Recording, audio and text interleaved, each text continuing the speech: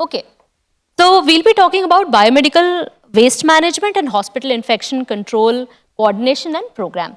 So biomedical waste is any waste that is generated during diagnosis, treatment or immunization, not just of human beings but also of animals, which may be used for therapeutic purposes or for research activities. And often biologicals, health camps, many people who are not directly under the regulation of any yearly inspection, even they require to comply by biomedical waste guideline. Now, the BMW Act was required because people who were down in the chain, who were collecting the material, were getting infected when the material was not segregated. So mishandling leads to a lot of hazard. That hazard can be in the form of hurt. चुभ जाती है needle या कांच का टुकड़ा, या फिर उसकी वजह से कोई लॉन्ग टर्म पॉइजनिंग हो सकती है जैसे mercury poisoning, and radiation hazard जो साइटोटॉक्सिक वेस्ट से किया जा सकता है. तो anybody can get affected. Am I audible here? Yeah. So what happens if you get infected with biomedical waste?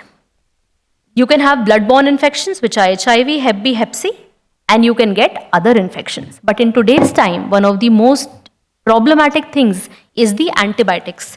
ये antibiotics जो हम animal feed के अंदर डाल रहे हैं, हम as pesticides या repellents या fungicides करके stored food products में डाल रहे हैं, और आगे जाके धुल के ये सारे प्रोडक्ट, जैसे आपने घर पे भी मान लो एक सेब धोया, लेकिन सेब के ऊपर फंगीसाइड पड़ा था, तो आपके घर से भी जो वाटर वेस्ट निकला that contained anti fungal agents, और वो जाके मेन वाटर सप्लाई में चला गया.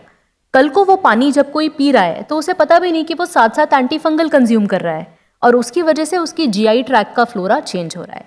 तो that is why even our daily activities unintentionally include a lot of antimicrobials, and that is why the drug resistance is spreading very fast to the community.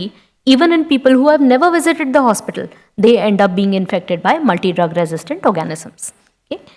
Then mercury poisoning and cytotoxic drugs, we'll be talking about this. So because you've got the main concept, now I can go fast with it. So it's the Ministry of Environment, Forest and Climate Change that started the whole cycle, and biomedical waste management rules came about in 2016. Along with them, even the general waste, which is called solid waste, its management rules also came in 2016. So the mantra we have to follow is reduce, reuse and recycle.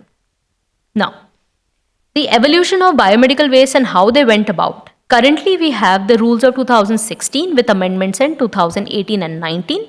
COVID is a separate policy. So segregation is the only thing that is in our hands, because as healthcare practitioners, we will always generate waste, but that it should be color coded before it leaves the premises. That is our responsibility. And maybe if I'm the person who has generated the waste, so it is my responsibility to ensure that segregation happens. It's not that Safai Karamchari is responsible for segregation or nursing staff is responsible. So hospital waste is mostly non-infectious. Non-infectious kaise? Most of the time, if in the hospital you look at the waste generated, most waste will be generated in food that all of us have. We'll bring our tiffins, we'll have some waste products there. The kitchen will produce some food, and most 85% waste is going to be non-infectious. So hospital soiled linen, needle, etc., they're going to make hardly 10 to 15% of the waste. But in tertiary care and super specialty setups like ours, sometimes it can be as high as 25%. But on the whole, for most setups, it's 10 to 15%. Okay? That's why from a hospital, both infectious and non-infectious waste has to be segregated. Because if they are mixed, then everything becomes infectious. So biomedical waste can be categorized into non-hazardous and hazardous waste. If non-hazardous is classified well, then we only focus on the hazardous. Hazardous can be divided into infectious and non-infectious but toxic in some way. So toxicity can be because of cytotoxicity or because of sharps leading to injury or hurt. So human anatomical wastes, drugs and discarded medicine, soiled linen, they go into the yellow waste. So anything that is environment friendly can be burnt at 1000 degrees centigrade goes in yellow category. If you burn a material and it creates fumes which are bad for the environment, or it creates residue which is bad for the soil, then those things should not be burnt and they should be put in the red category. Their final disposal is disinfection followed by recycling. Whatever can hurt you is a sharp. So we see the material of the sharp. If it is metallic, it goes in white color. If it is glass, it goes in blue color. And there are a couple of exceptions which we'll be discussing. Okay. So yellow category is the easiest one. Human anatomical waste like placenta, or maybe you have some cotton or bandages that were used and have now become soiled with pus or blood. All those things will be put into the yellow category. Any bag that is filled should not be filled more than 3/4 of its capacity. Its mouth should be sealed, and the biomedical waste symbol, the biohazard symbol that you see here, this is called the universal biohazard symbol, that should be present. So the hospital must always purchase bags with pre-made biohazard symbol, and our hospital is already complying with that policy. So if we want to incinerate this, the temperature has to be 1000 degrees centigrade. Another method is plasma pyrolysis, and in setups where both incineration and pyrolysis are not available, only then deep burial should be used. Expired drugs and antibiotics is one of the most important things that we are focusing on, which is going to reduce the burden of multi-drug resistance in the environment, that we should discard our used antibiotics only in the yellow category. Cytotoxic waste is another hazardous waste. It requires to be burnt, but it does not get neutralized at 1000 degrees. Instead, cytotoxic waste needs 1200 degrees for incineration.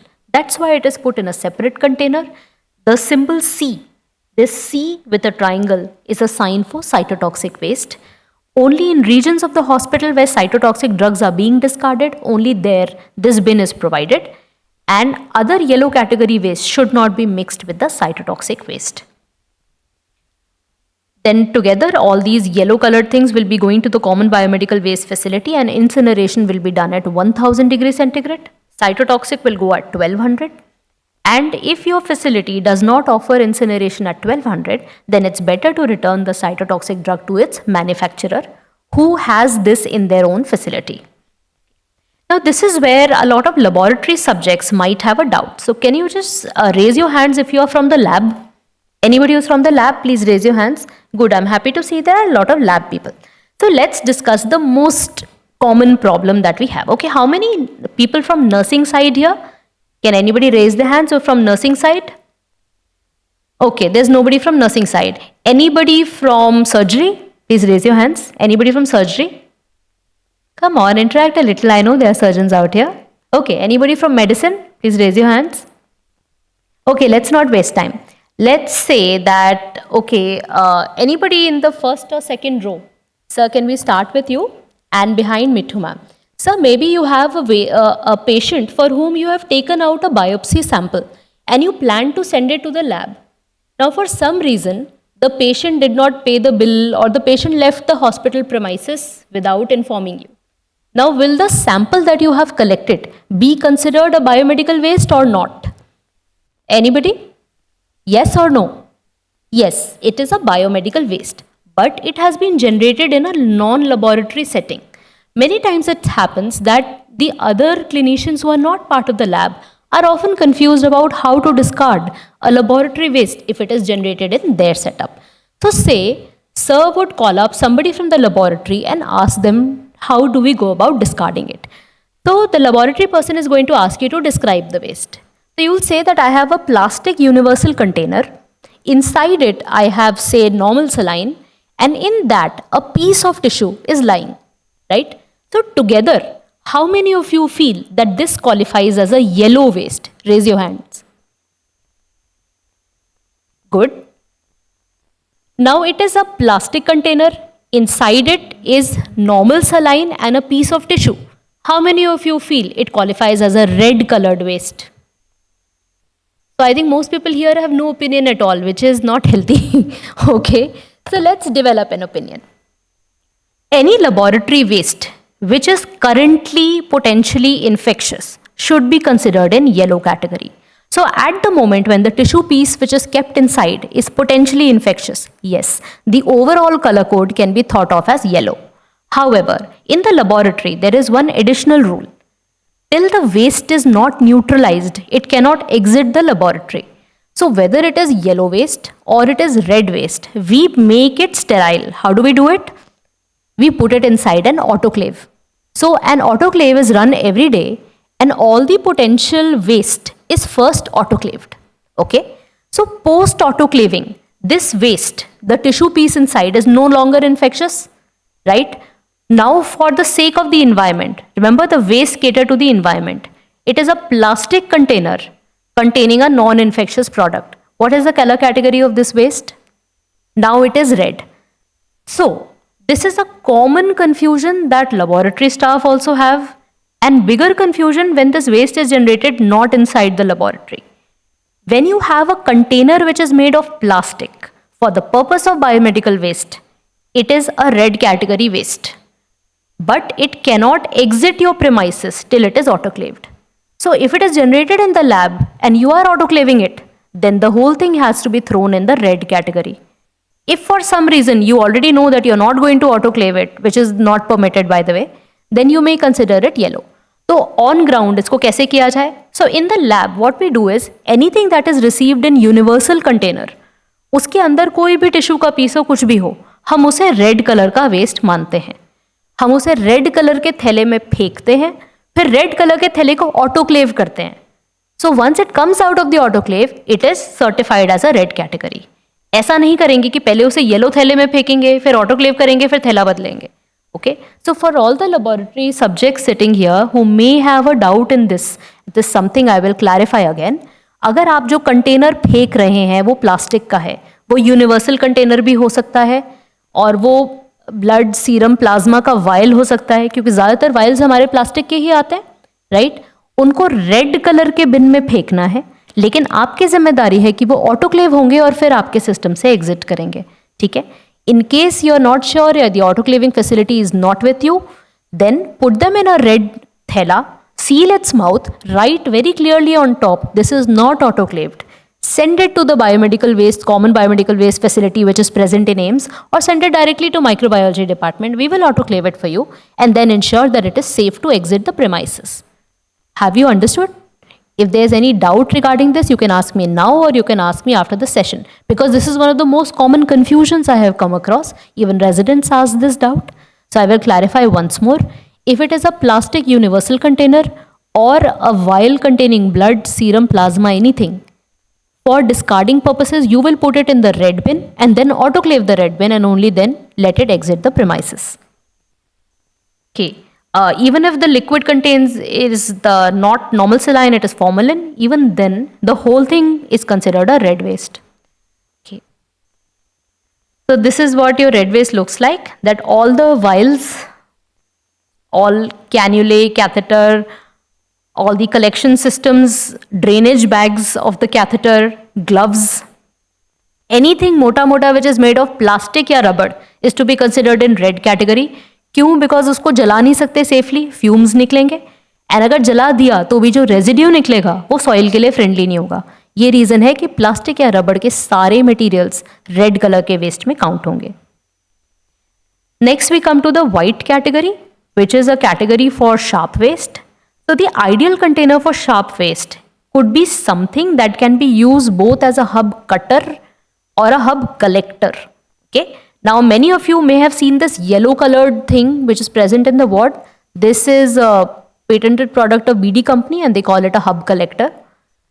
It is yellow in color. Why? Because it is following international norms. It is not following the Indian guidelines.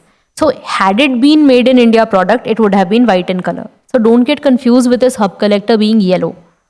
So how we discard things is, we will put a needle syringe inside it. By putting it inside and pressing from the side, the needle and syringe will get dislodged and only the needle part will go inside the hub collector. If you go in other setups, you may find something that looks like this. You will put the needle and syringe junction over here.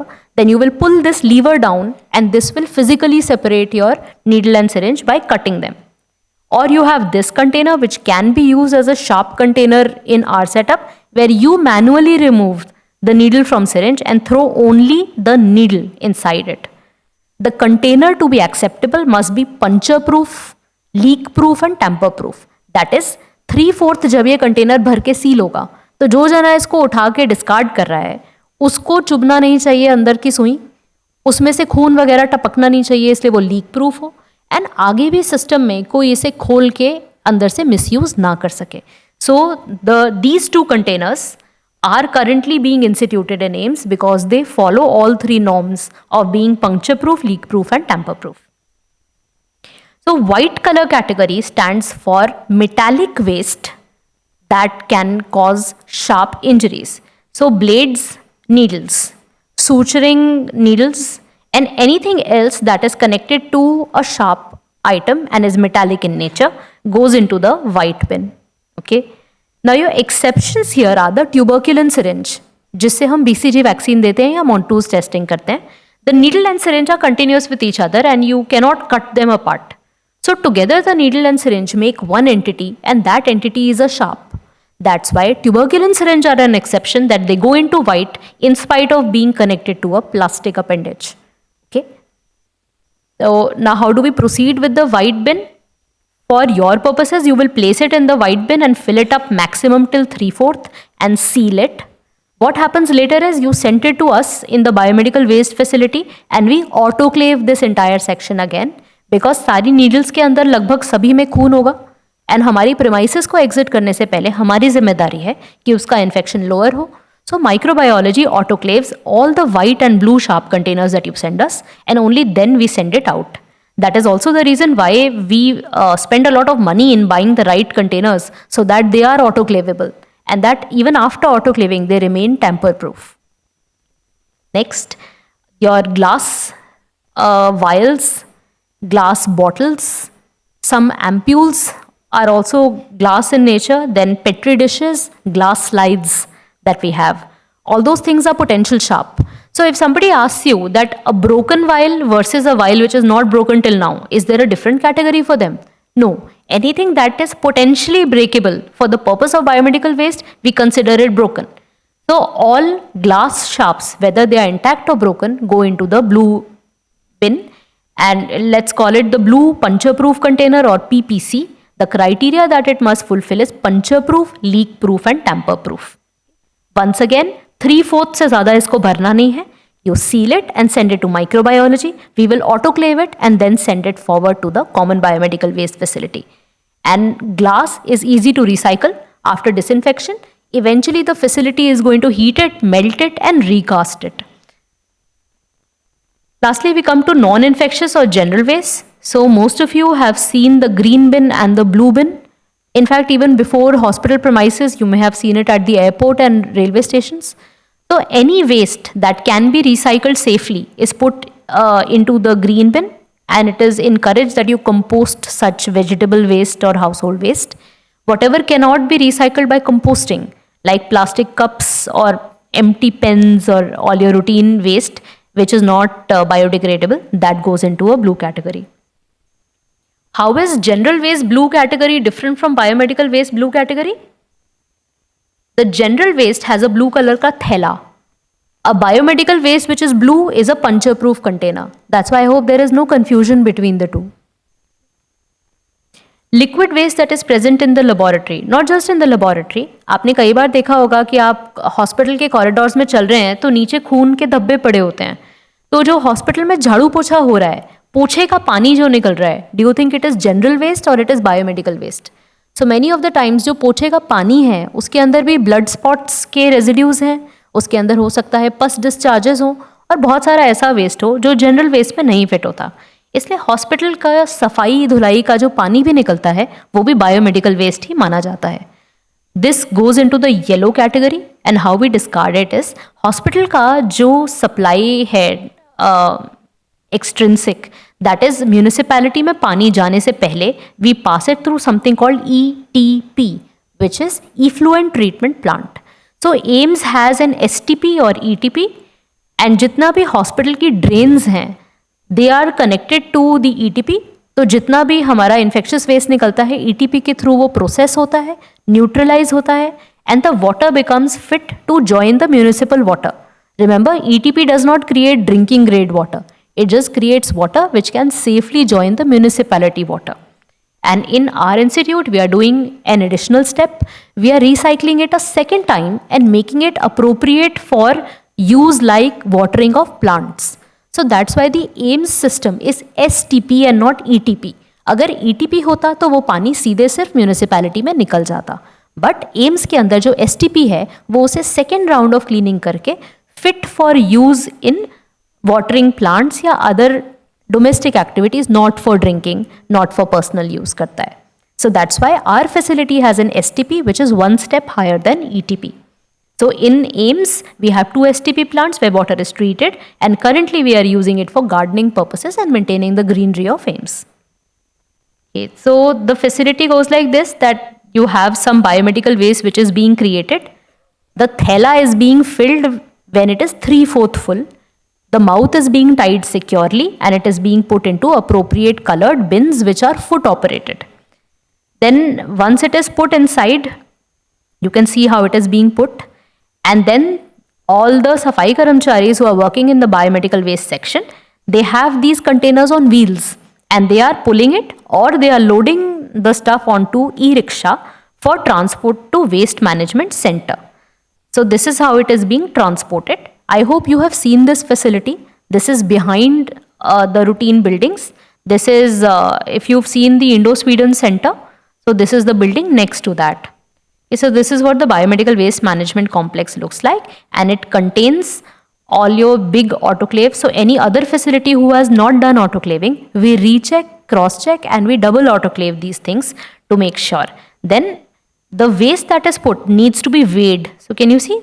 A mechanical weighing apparatus is being used and the weight of the waste is being recorded. After that, a barcode is being put. You must be thinking why we are wasting our time weighing the waste. That's because from the hospital, there's a lot of pilferage. That maybe 10 kgs of waste was generated, but the person you allotted for transport of the waste, he stole 2-3 kgs of material. Maybe he stole plastic waste or he stole needles. So if you do weight here and attach it to a barcode, the same weighing is done at the level of receiving. And if there's any loss, then that is mentioned and that is immediately investigated. Then these are the records that come. So when the waste is received, we put it into large autoclaves for ensuring that the waste that leaves the premises of AIIMS is sterile. It is fed into the online system, and weekly reports, monthly reports, and yearly reports are generated, which are shared on the website. Okay. So there are some simple questions on biomedical waste that I would like you to try. So we just discussed that vials which are made of plastic and filled with blood, in what color category should they be discarded? Good. So the answer is red. So this is human anatomical waste. In which color category should it go? Yellow. Excellent. Next, this is a glass slide which is breakable. Which color category? Blue. Blue puncture-proof container. Now this is an exception. This is a metallic particle, but it is not a metallic sharp. So these are metallic implants. So you can have some tooth implant. A pacemaker is also a metallic implant. So this is a different category for discarding. It is metallic, so one would think it should go into white category. However, the white category containers are designed in such a manner that only the needle can enter them. Only a needle or a blade can enter. You saw the shape of the container of the BD hub collector and all. So because white sharp containers cannot admit large metallic wastes, that's why this is an exception. Metallic implants go into the blue color category, not because they are glass, but because the mouth of the container is large enough to hold them. Okay, so please remember this exception. Metallic implants go into the blue puncture-proof category. Now this is a placenta, which is a human anatomical waste, so color code should be yellow. Excellent. Next, now we come to our confusion. This is a plastic screw-capped container which contains some human anatomical tissue and may be filled with formalin. But what should be the color of discarding? Red. Now this is another confounder. This is a bag containing blood. Just like the prior question that we asked, this is also a plastic container containing human waste. Isn't this also the same? It's a plastic container containing human waste, right? And the reason we sent the previous container in red is because burning it will create some environmentally unfriendly things. and create an unfriendly residue. However, since blood banks of India have been certified, the certification of blood bags require that the plastic that is used to hold human blood must be chlorine free.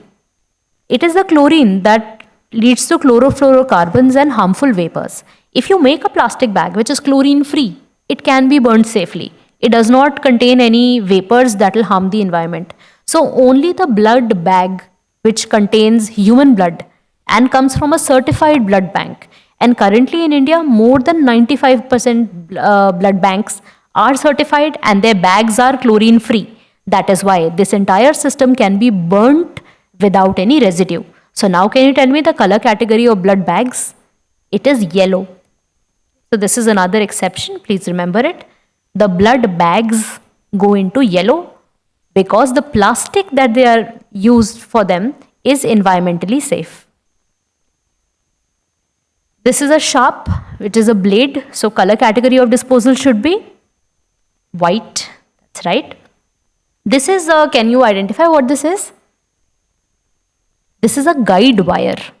Okay, so a guide wire is something metallic. However, it may not be a metallic sharp. And metallic sharps go into white container. But remember the shape of the white container?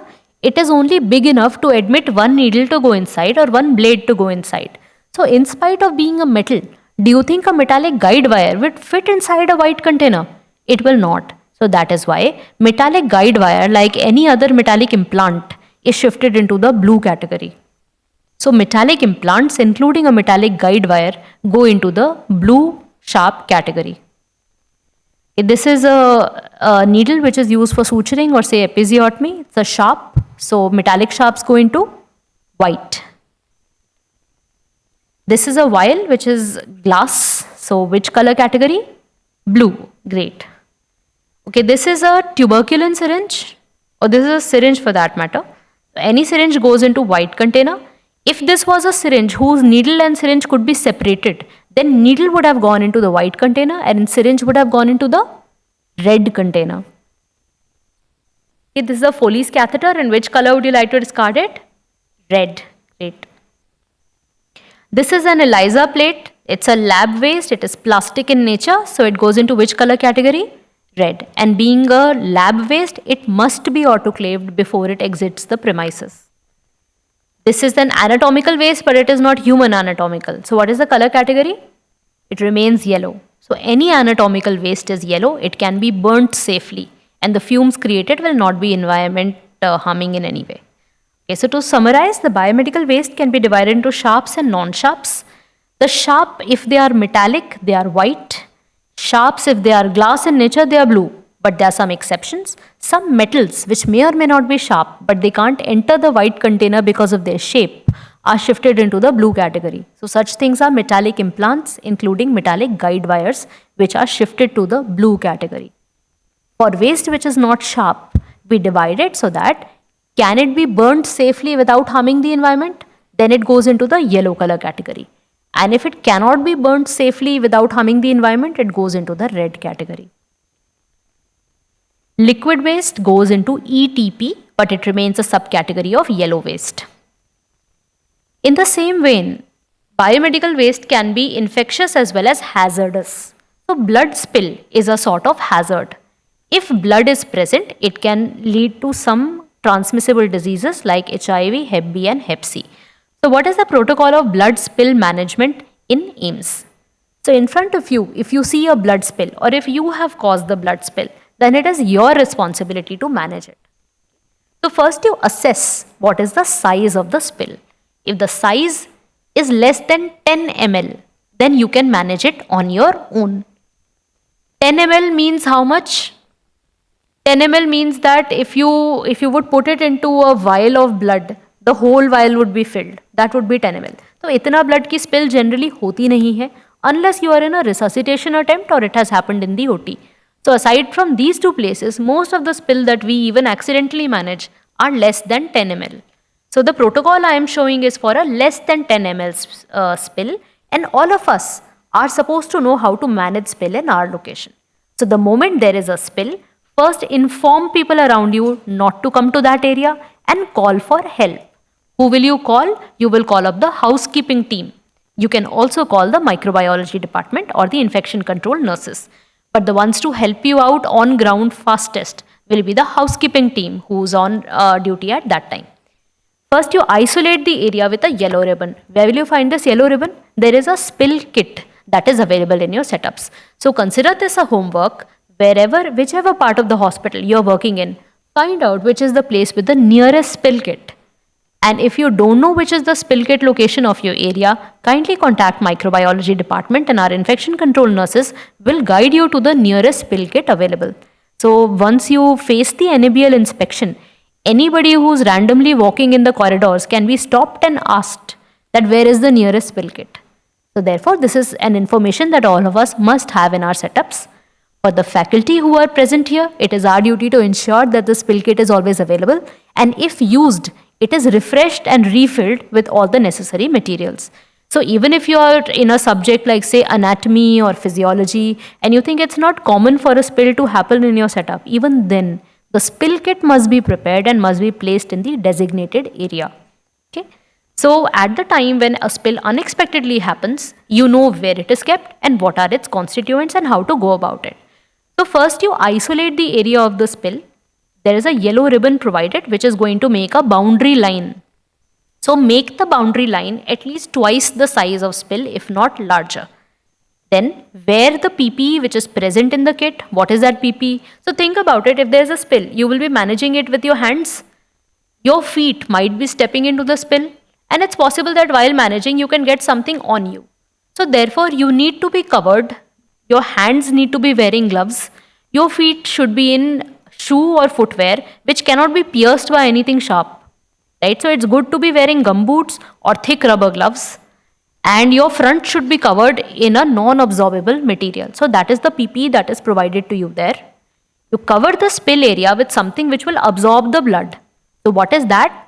It can be a tissue paper or a green sheet, and if nothing else is available, you can put a newspaper also. So the spill kit must contain this absorbent tissue. Cover the entire spill with this absorbent tissue. Now we know that infected material is present in the blood, so we need to neutralize it. How we neutralize it is sodium hypochlorite. So sodium hypochlorite is a chemical that needs to be freshly prepared to 1%. Hospital supply is 4%. So as faculty, you are supposed to ensure that the hospital supply of 4% is always available in your spill kit location. The shelf life of our hospital 4% is around 1 year. So just once a year, audit your setup and find out that the expiry date of the sodium hypochlorite is within one year. So you have to convert the 4% to 1%. So this is easy. You pick up any container. Ideally, this container should be provided inside the spill kit. If you're really lucky and you have those glass measuring beakers or vials, very good. Then you say put a mark on 1/4 and fill it with 4% hypochlorite, and the rest of the 3/4 you fill with tap water. In case you don't have anything available, get a bucket and get any kind of mugga.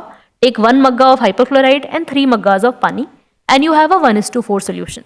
So if you're teaching this to your staff, don't be very much into कि 20 ml ही होना चाहिए, 30 ml ही होना चाहिए. Just stress on 1 measure of hypochlorite and 3 measures of tap water. Once this 1% sodium chloride is freshly prepared, you pour it onto the spill.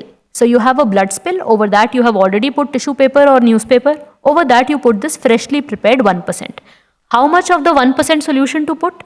The entire spill area should be covered. It doesn't matter if a little more is covered, but no area of the spill should be left on which hypochlorite is not poured. After pouring, the ideal waiting time is 20 minutes. Okay. You can wait for 20 to 30 minutes if the size of spill is larger. Some people say that if you are in a very much of a hurry, you can remove the spill even in 5 minutes.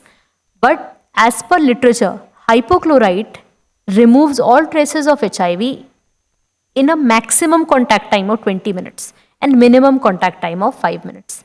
So you can judge if it is a large volume spill, please do keep it on for at least 20 minutes. Now once you are done, remember what are the things you are going to discard now. There is blood which was lying there, which was the spill. Over that you put tissue paper or cloth. Over that you put hypochlorite. So all these things are environment friendly. They can be burnt, so they can be put in yellow category. So you take a scoop and not with your bare hands. Either you take 2 scoops or you take 2 pieces of cardboard, or you can even take 2 X-ray films, but these things are provided within the spill kit. Something to scoop up the material of spill and put it inside a yellow bag. So a yellow bag must also be present in the spill kit. In this yellow bag, you will tie its mouth and label that this is a spill material. It was spill happened in this ward or this lab at this time on this day, and sign. And you can discard this yellow even with the general yellow waste. Right? Now you are done with the infectious part of spill management. Next, the housekeeping is going to come. You have neutralized the infectious agent, so it's just like any other dirty floor, and they will clean it thoroughly using their regular cleaning solution. The cleaning solution that they generally use is EcoShield. And once you ensure that the area is clean, so your work is done. Now you safely remove your PPE and discard it as per protocol, and at the end do a proper hand hygiene. At the end of a blood spillage event, this is called an accident or an incident, and you are supposed to fill out the accident or incident reporting form that this happened in your setup and you managed it at so and so time. This is something you need to inform to your superior, supervisor or faculty, so that all the material that you used up in the spill kit is refreshed by them in the next 24 hours. So I hope spill management is clear. If anybody has any doubts, please raise your hands and ask me. Okay. Needle stick injury. Now many of us must have suffered from needle stick injury, though we like to believe that everybody is safe in the hospital. So how do you manage a needle stick injury? So the easiest thing is, the moment you get a needle prick, do not panic. Do not place it inside your mouth. Do not try to squeeze it. If it is a prick, simply go to the wash basin and wash the pricked area with soap and water. You may feel कि धोने की जगह थोड़ी दूर है और यहाँ पे सैनिटाइजर रखा है, चलो सैनिटाइजर से हाथ धो लें. So how many of you feel कि सैनिटाइजर से हाथ धोना is the correct protocol? Please raise your hands. Needle stick injury के बाद सैनिटाइजर यूज करना, is it correct? If you feel it is correct, raise your hands. Okay, so I guess the audience believes it is not correct, and that's right. Needle stick injury is one place which is to be managed only with soap and water and not with sanitizer. Why? Because if the area contained HIV, Hep B or Hep C and you put it under running water, the virus will leave your system and flow away with water. But if you use a disinfectant, there is no way that the virus can exit your system. And by chance, if the neutralizing agent was not sufficient or if the contact time was not sufficient, the virus will remain on your palm. Therefore, the protocol is, the moment you have a needle stick injury, do not place it in your mouth or squeeze it. Just go and wash it with soap and water. Soap is enough to kill HIV, Hep B and Hep C, and water is enough to make it flow out of your hands. The moment you have done a first aid, next is to try to locate the source. If you know कि कौन से patient से वो needle use हुई थी, तो उस patient का एक सैंपल प्लेन वायल में और अपना एक सैंपल प्लेन वायल में कलेक्ट करें और इन दोनों सैंपल्स को HIV, हेपेटाइटिस बी और हेपेटाइटिस सी की टेस्टिंग के लिए माइक्रोबायोलॉजी भेज दें. अगर आपको नहीं पता कि वो नीडल कौन से पेशेंट से निकली थी या वो जनरल वेस्ट के अंदर ऐसी नीडल पड़ी थी, ज़मीन पे पड़ी थी, आपको नहीं पता, तो अपना ब्लड निकाल कर एक वायल में, प्लेन वायल में माइक्रोबायोलॉजी भेज दीजिए और HIV, Hep B और Hep C की बेसलाइन टेस्टिंग करा लीजिए. जब आप माइक्रोबायोलॉजी जाएंगे तो आपकी एक प्री टेस्ट काउंसलिंग होगी and you will be told about what are the risk factors and how to deal with them, and it serves as a mental counseling as well, because many times staff get very panicked when they get a needle stick injury, especially if they know that the patient is HIV or Hep B positive. But remember, it is more dangerous when you don't know when your patient is positive or negative. So don't neglect any needle stick injury and report it. We give you the results in 24 hours. And if the patient happens to be hepatitis B positive, then you need to get your hepatitis B titers tested. Now, how many people in the audience have not received the hepatitis B vaccine? Please raise your hands. Okay, if there's anybody who has not received hepatitis B vaccine, the vaccine is available free of cost to AIIMS employees. The route is that you have to go to the vaccination OPD, which is located in first floor. The OPD is coordinated by Department of CMFM, and you can contact Dr. Pankaj. Dr. Pankaj Bharadwaj. So if there is any department where the faculty would like to take the initiative for this, I just request that you make a list of staff, including faculty, everybody, who requires a hepatitis B vaccine. Just get it signed by the head and forward it to the CMFM department. They will give you a date and time and schedule your vaccination. So hepatitis B vaccine is, you require it only once in your adult lifetime. The schedule is 0, 1 and 6. That is, if today I get the vaccine, today is day 0. From here I calculate 1 month. So next month on same day I get 1 vaccine, and 6 months from today I get my 3rd shot. And if I want to get my titers tested, then 1.5 months after my last dose, I'm supposed to get it tested. Okay, then we all know that HIV is one dreaded disease for which post-exposure prophylaxis must be given. But in order to receive the prophylaxis, you require 2 proofs. 1, you require proof that the patient is HIV positive. And number 2, you require proof that you are HIV negative. Only then does PEP work. That means the moment you get a needle stick injury, please be fast and collect the blood of the patient and yourself and submit it for testing. Within 2 hours, if possible, if you already know that the patient is positive, PEP or post-exposure prophylaxis is best administered within 2 hours if you have these 2 proofs. Okay, and if you find that the patient is positive and you are negative, then there is a counseling done to ask you on whether you are interested in receiving post-exposure prophylaxis or not. If somebody declines or doesn't want to receive this, it is also acceptable. They just need to give it in writing that they have voluntarily declined it. Okay.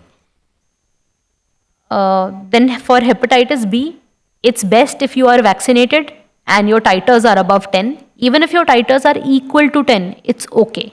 But if your titers are less than 10, then you require both the first dose of the vaccine and a shot of the anti-HBV antiglobulin. AIIMS provides you this antiglobulin, but you need to give a reason as to why you were not vaccinated. So right now, if you are unvaccinated, please take the opportunity to receive the vaccine rather than rely on the post-exposure prophylaxis after needle stick injury. For hepatitis C, there is no post-exposure prophylaxis, but we are lucky that sofosbuvir and other drugs are available, so that if you unfortunately get the disease, then the disease is nowadays considered treatable. That's why there is no post-exposure prophylaxis. Now I'll just briefly go over infection control practices. So we know that most healthcare associated infections can be prevented by just hand hygiene.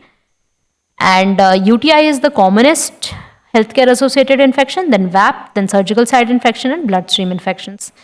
So standard precautions are what we employ in front of any patient without knowing what they are suffering from. So first is hand hygiene, then wearing personal protective equipments like mask, gloves, and full body PPE wherever it's appropriate.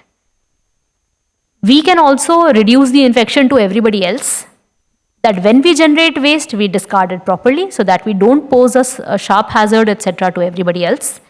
If we are responsible for any zone, for example, you are looking after a ward or you are looking after the lab, then you are also looking after the environment cleaning, which can be as simple as dusting or ensuring fogging in your zone if it is a high infection zone.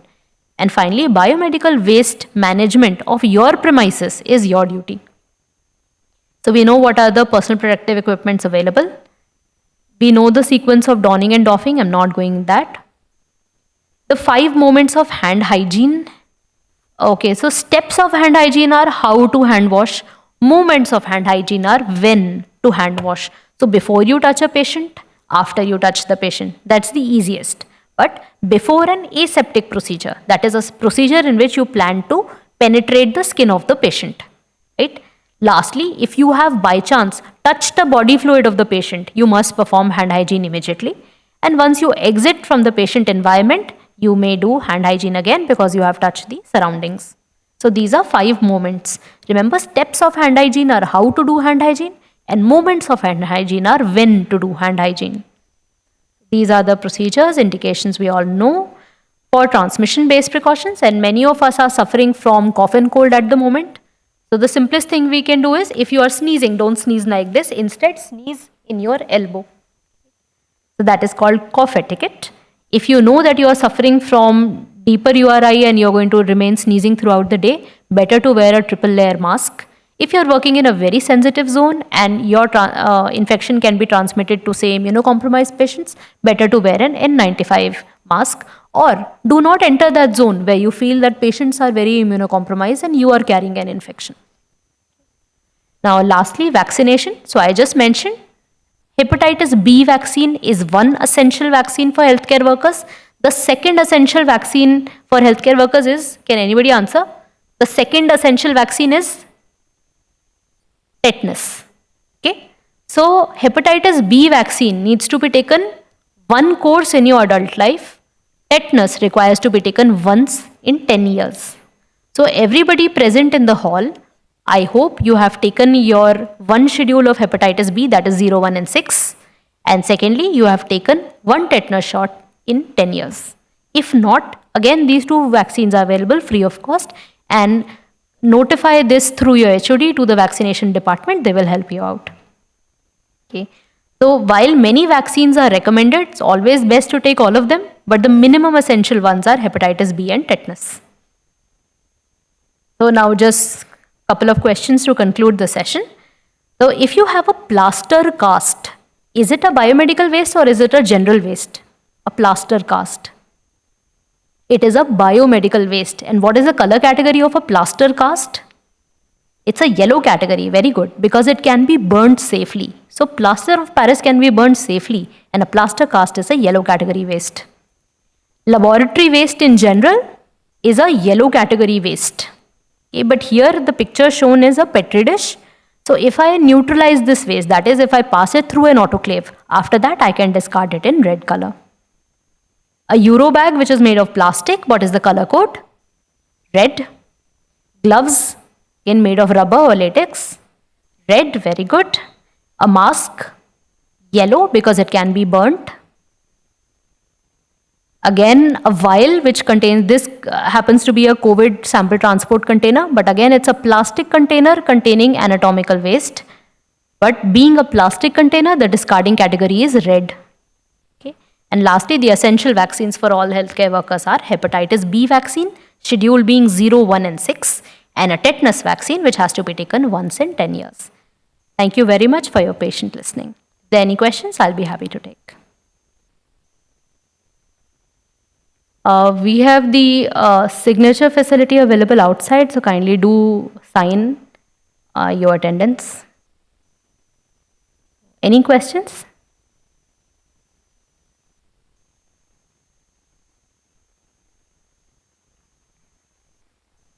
Thank you. Yeah.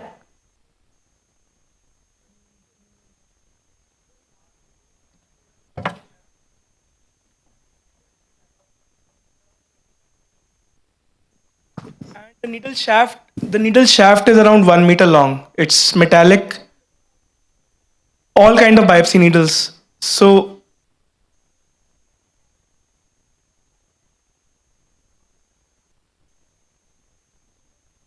but the blue containers that you show, I'm not sure if that the needle is very long because it's like a meter length. No, we don't. I'm not sure how we are disposing those needles. That is why I asked.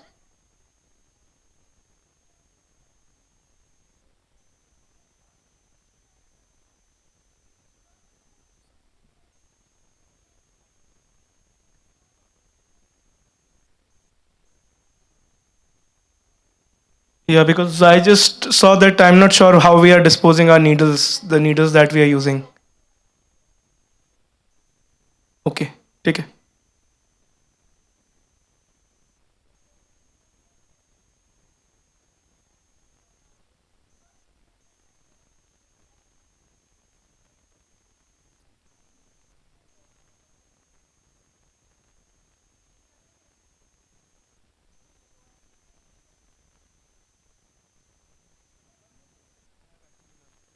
Ma'am, regarding this, we always talk about hepatitis B exposure, and then if you have the vaccination done, then you check the anti-HBs titers.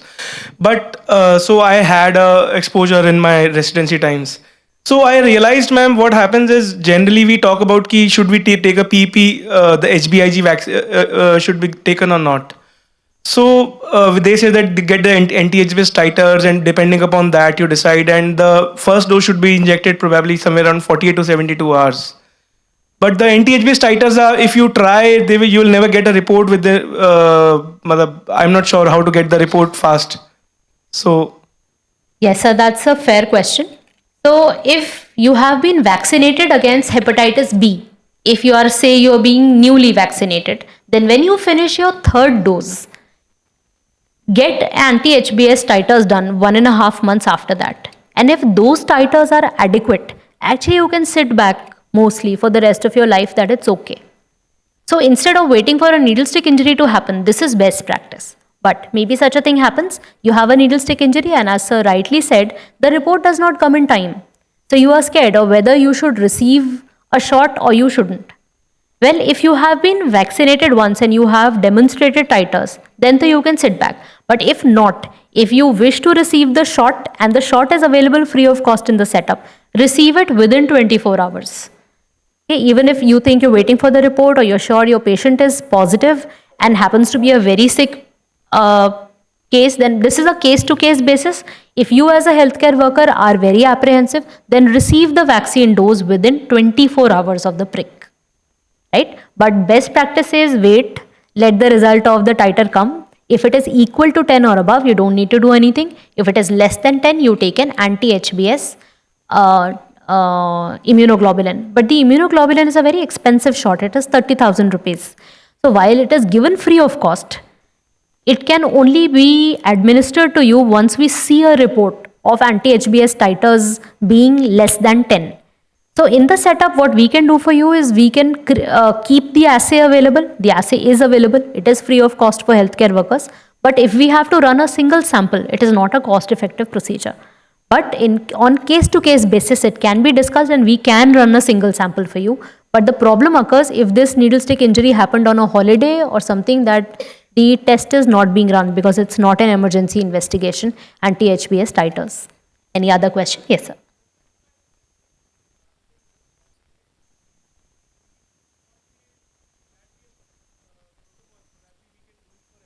get the NTH-SBS titers done for everyone, because Yes, sir. I am not sure, because I had never done it. I had not Agreed. seen anyone done it, and when it happened, I realized you send the sample. It's not done in our center, and when you send Sir, the it is sample out, being done in our centers. but the reports are not available. If yes, you send the it outside, reports are also not even available outside, so if you fast. send the reports, then also you don't get Yes, sir. reports So we've very had this fast. query come in for the last couple of months, and we are trying to arrange an anti-HBs drive. But the problem is, to make it cost effective, we first need to ensure that only people who have been vaccinated, only they submit their samples for anti-HBs titers. So this is underway. Dr. Ravi Shekhar Gadepalli is coordinating this. And what he says is, if you want to get your anti-HBs done, submit your sample. It may take a little while for the report to come, but it will come. And since the lab is also going for NABL and the hospital is going for NABH, we cannot suddenly do it. But within the next 1 month, we are trying to coordinate that we first do it for everybody in the lab, and then we slowly offer the service to the hospital. But we do it department wise. So if all of you would be interested in this, then please approach our department and speak to either Dr. Vibhor or Dr. Ravi, so that we can have a graded testing, so that all the samples don't flood us. We have a setup that within this week, okay, these 3 departments submit, and then the next week somebody else. But we'll be doing it like this, that the labs get preference in the next 1 month, and afterwards the hospital. But anybody who requires it, yes, ma'am.